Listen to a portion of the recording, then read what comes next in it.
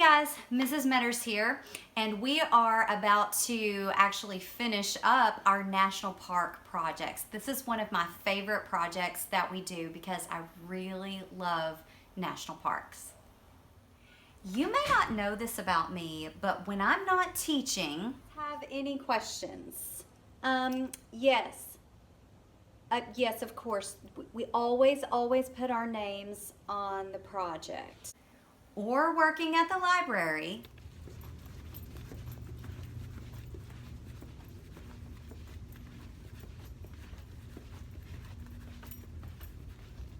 or driving my kids all over town.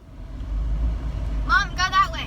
All right, Turn. over here. Yes, All right, turn. okay. Mom, we're gonna get in a wreck. No, we're not. Mom, I'm a you're good going driver. too fast. We're in a school zone. Oh my goodness! Stop telling me how to drive. Well, then drive right. I am driving right. You're 14. So? Or watching my favorite show.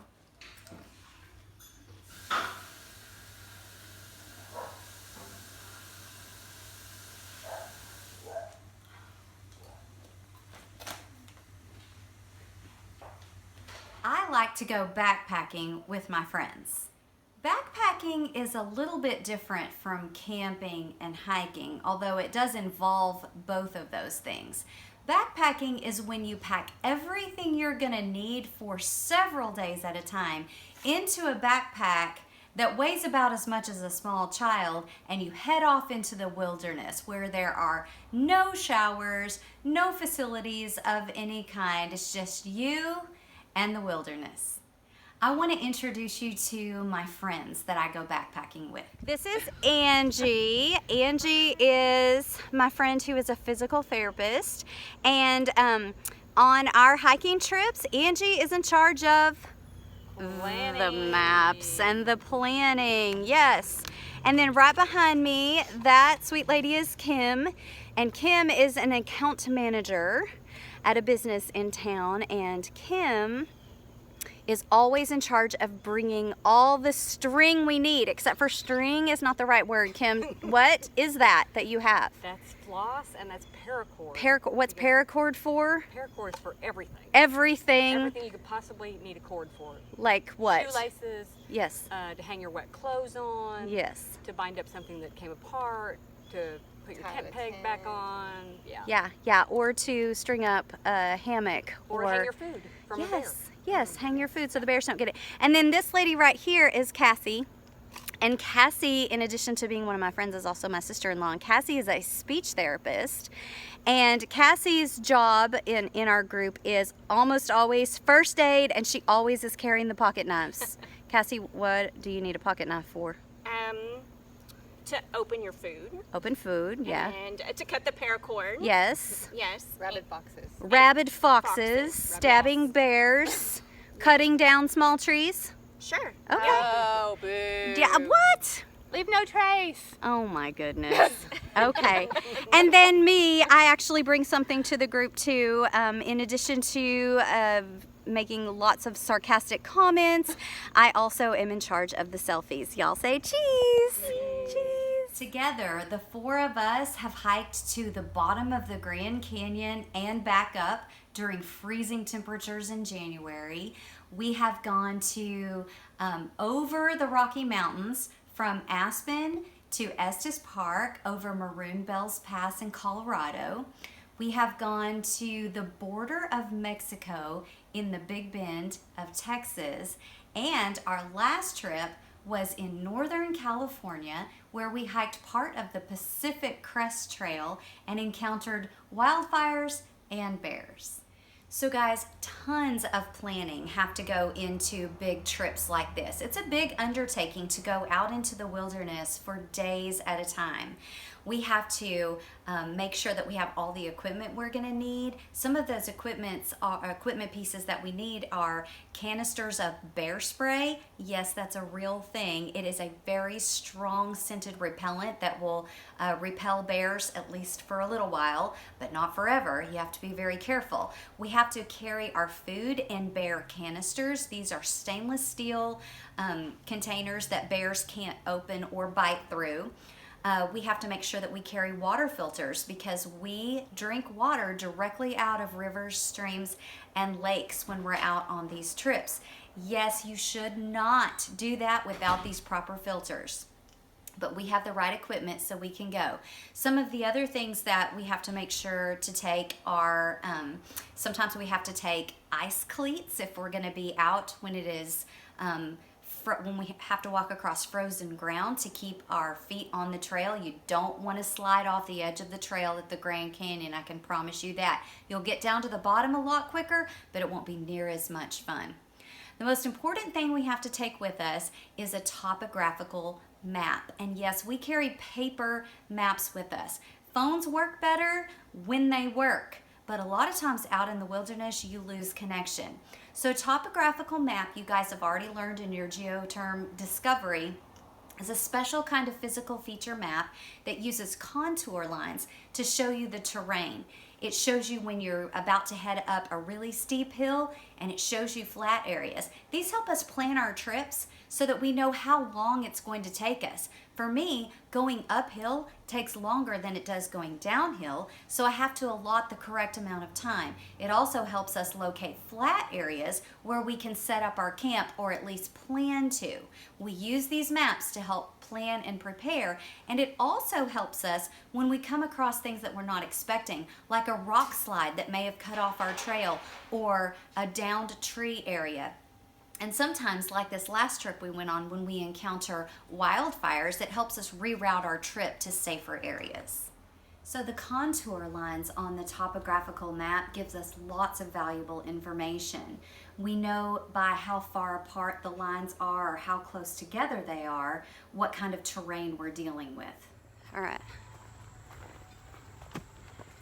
So, when the lines are far apart, super easy to walk. We can walk and talk at the same time. Nobody's huffing and puffing because the terrain is fairly flat. We could go on like this for days. Okay guys, so now the lines on the topographical map are closer together. And so we're breathing harder because it's way steep. Girls, are we making it? Yeah. Okay, just barely. All right, wish us luck. So I'm gonna let you listen to this conversation between my friend Angie and I while she explains how she uses a topographical map to help plan our trips. All right, so Angie, you're always in charge of planning our trips, and the kids are learning about topographical maps, and that's what you've got here. Can you tell us what this map is of? And this map is of a section of the Sierra Nevada mountain range, and it's a place that this was plan B for one of our trips, but it's a place that we haven't hiked, but we hope to someday. So for the kids who don't know where the Sierras are, what state are we looking at This here? is in California. California, like Northern California. Mm-hmm. Yeah. Okay, so this is a specific kind of map called a topographical map, and so tell us, like, why is a topographical map important, and how do you read one? Well, it's important because it shows all of the physical features on the map. So you can see there's lakes, there's ponds. You can see all of the little rivers, even creeks that are aren't year-round creeks. There's sometimes water running, and sometimes there's not. There are little dotted blue lines on here, so you can really see where you might want to get water or where you might want to camp, and definitely the trails. And then the thing that makes it topographical, I suppose, is the topo lines, which can you get in close enough that we can see when the lines are really close together? That shows that that's like a steep mountain peak right there. And then when the lines, say like right here, are really far apart, that's going to be a flatter area. So if we were looking at this map, we'd want to look for a place that was flat to camp, to pitch our tent. So we'd look for a place where the lines were farther apart. And if we saw a lot of lines closer together and the trail goes over that, we know that we're in for a climb. Yeah, and so like when you're planning trips for people who maybe are not quite as fit as you are, it helps you time out like how long it's going to take us to do this. Right, so I would look to see, on this map here, there's a place here, this is Muir Pass. So you can see the lines get kind of closer together as it goes over here. It's actually climbing this whole way up, and then it's going downhill this whole way down. And so all of the climbing and even descending, I'm slower to go downhill So you have to kind of factor that into how long it would take you to make those miles. Yeah. And so one more question, because I just think it's interesting. You said that these maps show dotted blue lines where there are seasonal creeks. And so what makes a seasonal creek flow and what makes it not flow? And are those dangerous? Could they be? First, what makes it flow or not flow is usually the snow melt. So it depends on the time of year. So earlier in the summer, because the Sierra Nevadas get tons of snow, 20 feet of snow probably in some of the higher elevations, and that all melts and it goes downhill. And the lines kind of show you where the rivers and the creeks are.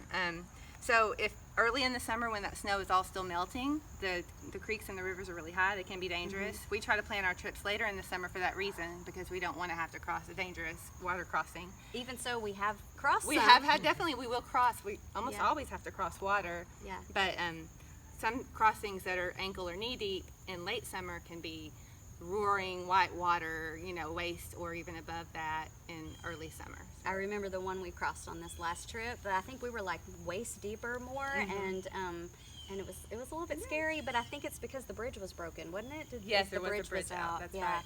So we didn't plan on having to cross that one, but then we did. Mm-hmm. Yeah. So those creeks can also be dangerous when it comes to flash flooding too, right? Yeah. So if there's a lot of rain in the forecast, and you wouldn't want to camp right next to a creek. So how important do you think it is to know how to use a map like this if you're gonna do very much backpacking? Any backpacking, you really need to know you need to have a map and know how to read it, and really probably know how to use a compass to read it. I'm not really great at that, but we usually travel pretty well marked trails, so we don't have to worry about that too much. But there's also, people use their phones for navigation. We've always tried to find maps, and recently I did a hike where it even on our phone it would show how far to the nearest campsite, to the nearest water source. So there's a lot of more high-tech ways too.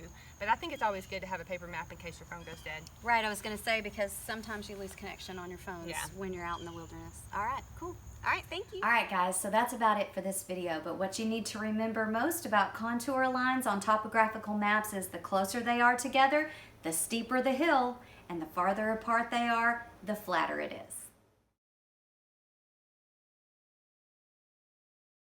I gotta prop it up. Here we go. Still standing. Like puffy or? Yes, because we're being silly this time.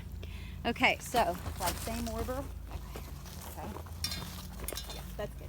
All right. Are you still going to be in the shot? I don't know. I can't see it. Do you want me to look? Yeah. I need glasses. Somebody else is gonna have to look. I don't think that. Oh yes, thanks.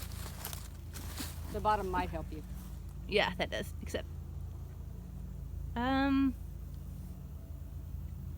feet are you're from the waist down. You're in it, Kama. Waist down. Here. Okay, so Can you if we, tilt what it if up we come some more? this way? Are we in it now? No, just now it's knee down. No, it's knee down. It's closer. Okay. Well, I wonder if it will. If your top socket will hold it in the tree. Yeah.